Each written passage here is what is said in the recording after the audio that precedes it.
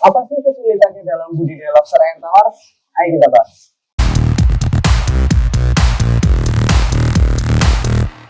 Halo teman-teman, kembali ke channel YouTubeku Pratama Megantoro. Di video kali ini aku akan membahas soal apa saja kesulitannya ketika teman-teman atau mungkin kalian yang masih pemula, yang masih baru mulai untuk memulai budidaya lobster air tawar.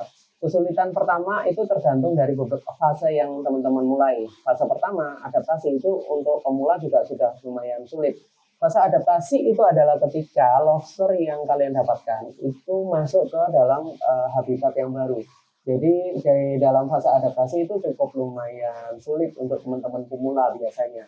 Dan yang bisa teman-teman pemula lakukan adalah ketika fase adaptasi harus mengikuti strict and rule-nya. Yang pertama harus dipisah dulu jantan dan betina. Kemudian fase adaptasi dilakukan kurang lebih antara 1 minggu hingga 1 bulan.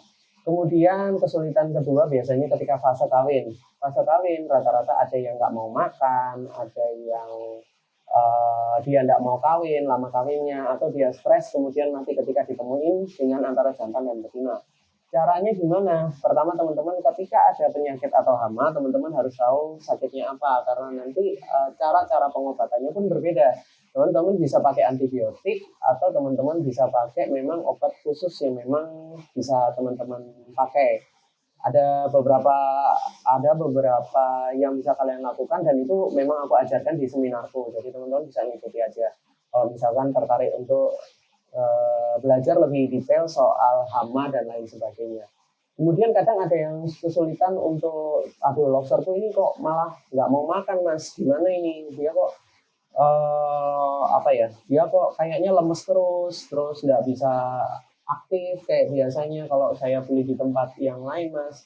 Nah orang ya Allah Pak lobster yang dia ini nggak mau makan atau dia mulai lemas dan lain sebagainya, dia ini teman-teman harus cepat-cepat untuk kasih probiotik tambahan atau teman-teman cepat-cepat untuk menguras sedikit airnya kemudian diisikan air yang baru. Rata-rata untuk teman-teman yang mulai menguras itu adalah 30% dari volume air yang sebelumnya.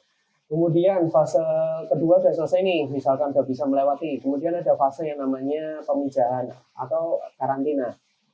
Fase karantina ini ketika si lobster ini sudah mulai bertelur.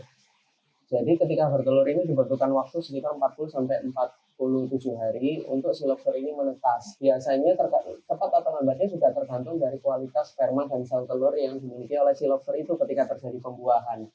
Ketika lobster itu yang dihadapi kendalanya biasanya di fase bertelur itu tahu-tahu lobster telurnya hilang. Loh, mas ini kok telurnya hilang padahal kemarin ada telur lobsternya. Itu karena dimakan sendiri oleh betinanya. Itu bukan karena dia kanibal, tapi dia rasa telur yang di dalamnya itu tidak matang secara gonad. Jadi entah itu sel telur atau sel spermanya kurang baik.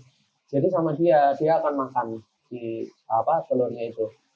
Itu kesulitan yang ketiga. Kesulitan keempat ketika penetasan. Waduh mas aku kok lobsterku kok kuntet-kuntet semua. Nah itu periode penetasannya benar atau enggak, dan cara menetaskannya benar atau enggak. Jangan terlalu sering untuk lobster air tawar ini diopio ya, atau ditetaskan secara paksa, itu takutnya nanti malah tambah istilahnya apa ya, itu nanti malah dia kuntet tumbuhnya, karena teman-teman tahu sendiri ketika dirontokkan secara paksa itu dia masih gerembel gitu. Satu pembudidaya yang aku tahu itu adalah dari Queensland yang memang benar-benar bisa untuk merontokkan lobsternya bahkan dalam fase bertelur masih dalam tempo 1 minggu. Setahuku cuman orang itu yang bisa. Teman-teman coba cek deh atau coba search namanya Lisa Elliott. Dia adalah dari Queensland Australian Crayfish.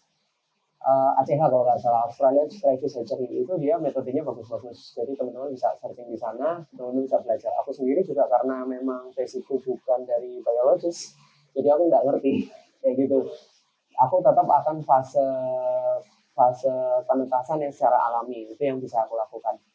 Jadi itu beberapa kendala ketika teman-teman baru mulai proses budidaya lobster dan baru mulai belajar ketika pengalaman pertama atau mungkin kendala-kendala awal ketika menghadapi lobster air tawar. Kalian perlu mentor pastinya, dan kalian nggak bisa berdiri sendiri, kalian nggak bisa gerak sendiri.